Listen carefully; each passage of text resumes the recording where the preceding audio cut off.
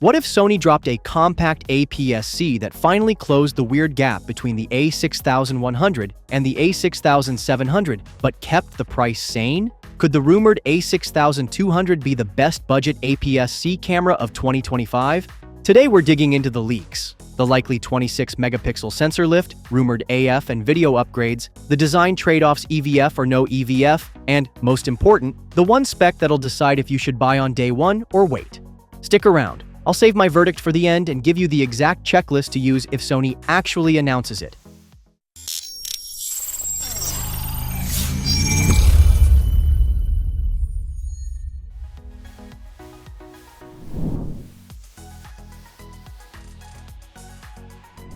Here's the simple math. Take the modern 26-megapixel APS-C imager Sony used in the A6700 and recent ZV models. It's a sweet spot for detail versus noise and keeps files manageable for everyday creators, and drop it into a smaller, lower-cost body. If the A6200 follows the leaks, you get contemporary image quality without paying enthusiast prices. That sensor is proven in the field, enough pixels for cropping, solid high ISO behavior, and a more modern readout than the older A6100 generation. Reusing a proven sensor is smart product math. Better optics, newer processor tuning, and you suddenly have a camera that feels modern without breaking the bank.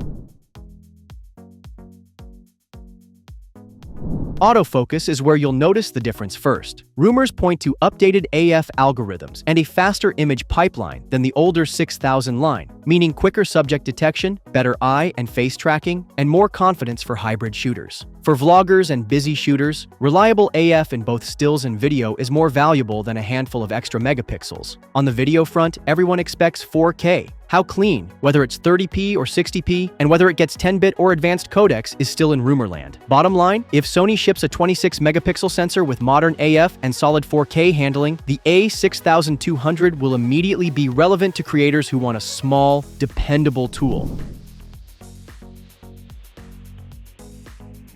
The 6000 family always won fans for being compact and travel-friendly, and leaks suggest the A6200 will keep that DNA. Small body, comfortable grip, and a flexible rear screen, likely articulating to support selfies and vlogging. That said, some reports say Sony might omit an integrated EVF to keep size and price down, while others leave the EVF question open. Practically, that decision tells you who Sony is targeting. Drop the EVF and you lean creator first. Include a modest EVF and you appeal to still shooters too. Expect smart cost trade-offs. Keep the essentials, skip marginal luxuries.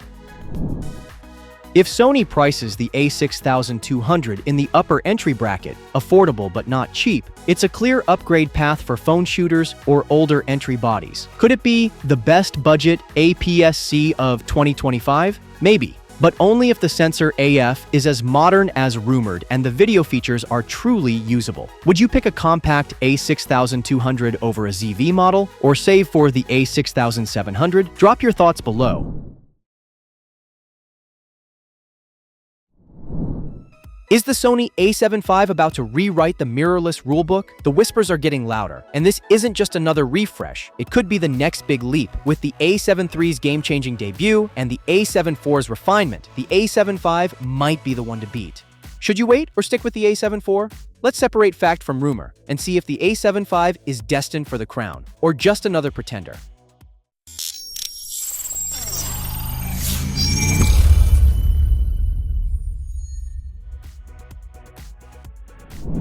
Let's talk numbers first. If the rumors are accurate, A7 V will launch around $2,799. That's no small ask. It's a leap from the AA7 IV's $2,499 price tag and miles ahead of the A7 III's $1,999 back in the day. In Europe, we're talking €3,400. In Canada, nearly 4,000 Canadian dollars. And for that price, Sony better be handing you a crown and a sword. But this isn't out of character. Sony's been steadily climbing the price ladder with each generation. So if this is the king, it's charging a royal fee. The real question is, does it earn that premium? Here's where things get spicy. The A7 IV is expected to pack a 44-megapixel BSI sensor, not stacked, but powerful. That puts it right between the A7 IV's 33-megapixel and the A7R line's ultra-high-res beasts. Not just that, paired with the Bion's XR processor and a dedicated AI unit, this thing is going to hunt focus points like a lion in the wild. Real-time tracking is getting a huge upgrade, which is welcome news for wildlife shooters, sports fans, and even wedding photographers who've been let down by the A7 IV's sometimes fickle autofocus. Burst shooting up to 20 frames per second? Check. 4K raw video output? Check. It's not just a photography machine, it's shaping up to be a cinematic powerhouse too.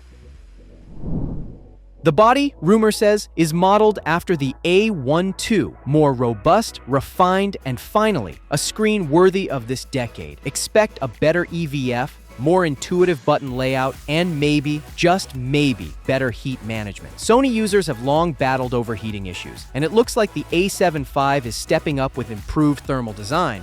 We're also talking dual card slots, CF Express Type A and SD, up to 8-stop IBIS, and possibly the best handheld hybrid shooting experience under $3,000. Whether you're shooting run-and-gun video or trying to get a tack-sharp landscape on a gusty cliff, the A7 V is clearly gunning to be your go-to.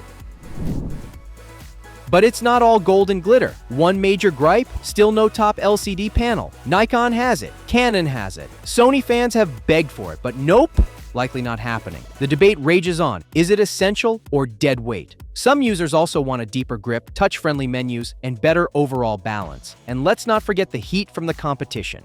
Nikon's Z6 III, a beast. Canon R6 II, filmmaker favorite. Panasonic's S5 IIX, serious value. Sony's walking a tightrope. Make the A7 V too good, and it undercuts their A12 sales. Not good for business. Play it too safe, and users might start jumping ship. It's a high-stakes game.